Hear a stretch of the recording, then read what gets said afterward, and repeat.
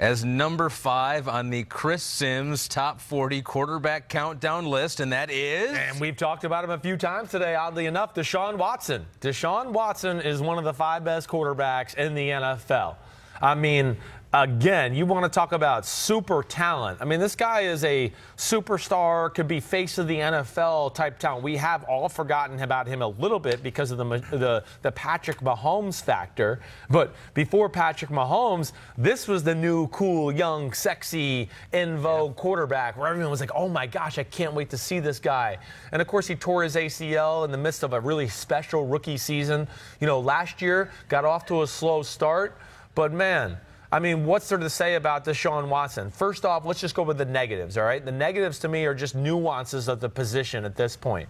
It's really just playing the position, situations, a little bit like I was talking about with Big Ben early in his career. You can't try to make magic every time. Sometimes the defense wins and just take the sack for a 3-yard loss. Well, he did take a lot of sacks. He took a lot of 62 sacks. 62 of them. Right. And I think some of them are because of him because, hey, there's probably a list of 20 other plays where he said, ooh, he could have been sacked, but he broke out of it and made an unbelievable play or throw for 30 yards down the field. Right. And you go, oh, gosh, nobody in football could have gotten out of the jam he just got of. But it's just going to go on the stat sheet as a 20-yard completion where I'm going to go, like, only 3 people in the game would have got a 20-yard completion here. Everybody was covered. The protection was shit. And he escaped. Now, with all that, like we talked about, like I was saying with Big Ben, yeah, just have a little bit better. Sometimes you can have a feel of, okay, I'm in a bad situation, but I think I can wiggle myself out of this.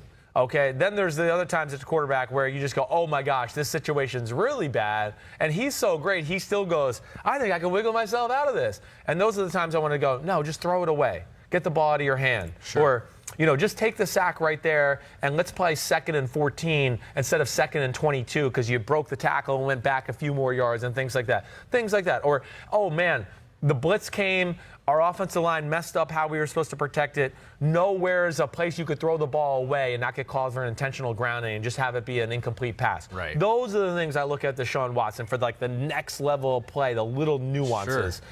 But you really like him if you see those negatives with him and still put him here at 5. Because so you really like him. Because the positives are, you know, again, like our guy talked about before, it just, I've been on 3 radio stations the past few days, and, you know, people have realized, oh, I must have Deshaun Watson in front of Tom Brady because we haven't said his name yet. Yeah. And Brady's number 1. there's my boss. Yeah, see? yeah. I might be fired by the end of the week. We do have to move him up the list now. Yes, and that is Sam Flood, who is the boss here at NBC Sports. Brady is the new number 1. I was afraid I might get fired, actually, when I unveiled that.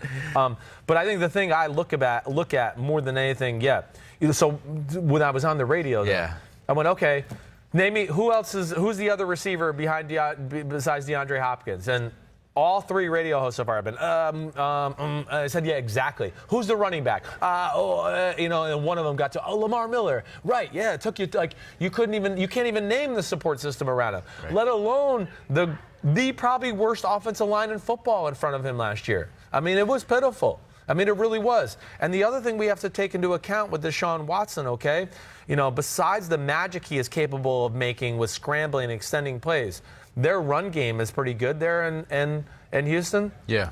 It's very good because of Deshaun Watson. Sure. And again, that's not going to go on the statistical, you know, book or anything like that. But hey, a team plays the Houston Texans and they go, oh, they love to pull that left guard and run the ball between the right guard and right tackle with Lamar Miller. Oh, I'd really like to shift our linebackers over there. Oh, okay, that's good. Oh, shit, we can't do that because if he keeps it on a read option and they design a run play out the back door, we're screwed. And that, of course, makes, again, like the Cam Newton theory, it makes defenses do things they don't want to do. Right. But Watson, his arm, he does take care of the football. You know, his ability to be precise on short routes, deep routes, whatever it may be. All around. Are all around special, yes. And I think that with the offensive line hopefully getting better there, you know, I do think they need more offense there. That's the New England scheme they run there, right? But anybody that's ever listened to me and back to my Bleacher Report pod and all that, it's New England, like, kindergarten version.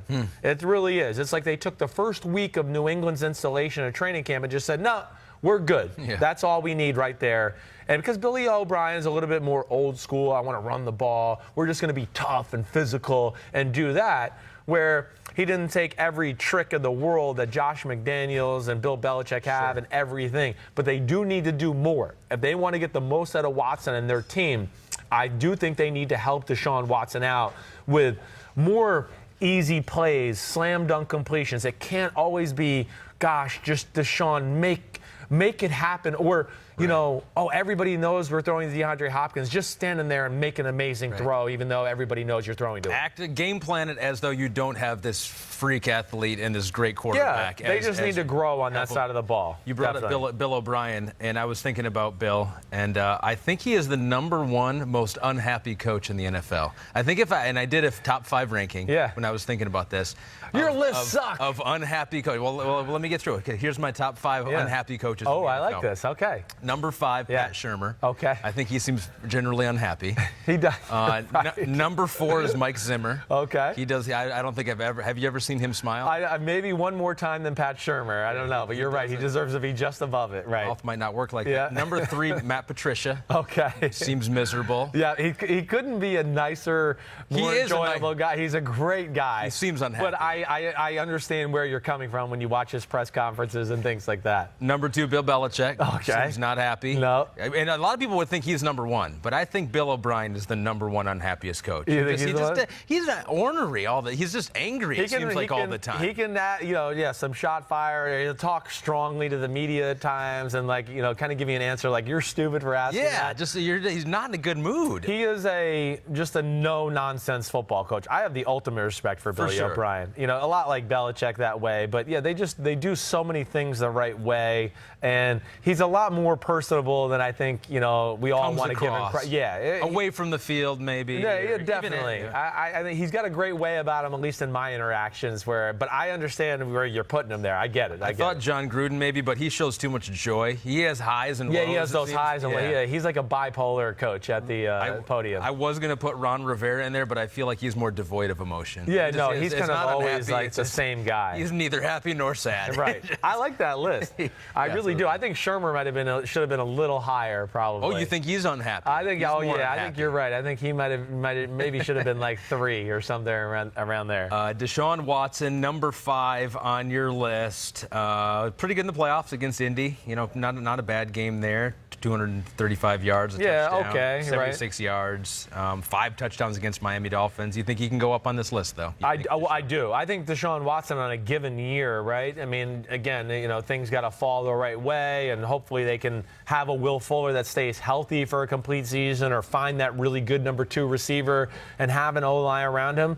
This could be a guy that he has a phenomenal year, and Patrick Mahomes has a less than year where, I mean, would I sit here and be shocked if I was here next year going, no, Deshaun Watson's, the best quarterback in football right now, or the second best quarterback? No, I don't think that's far-fetched. I think he's that type of talent. We've seen it enough now, whether it's Clemson, the way he jumped into the league and took over games right off the bat. Where would he be if he didn't tear his ACL? I know. In practice, Who too, knows, which I forgot it was practice until I was looking at it. It was practice. Who knows? Exactly. And again, he might be higher, too, if he didn't have to go through the slow start. And let's not forget, the Houston Texans started off 1-3 and then went on a run and just were unbelievable all the way into that playoff game where they just met a foe who was actually hotter than they were, which is, kind of hard to do. We got Big Phil coming up in just 1 second. Yeah. But I do want to let everyone know, are you a racing guy? IndyCar, NASCAR? You get into it, watch every once in a while? The big races, I pay attention. Daytona 500. Yeah, and I certainly watch the highlights and have some personalities in racing that I like. Hi, I'm Mike Tirico, and thanks for watching. Make sure to hit subscribe for the latest news and highlights from NBC Sports.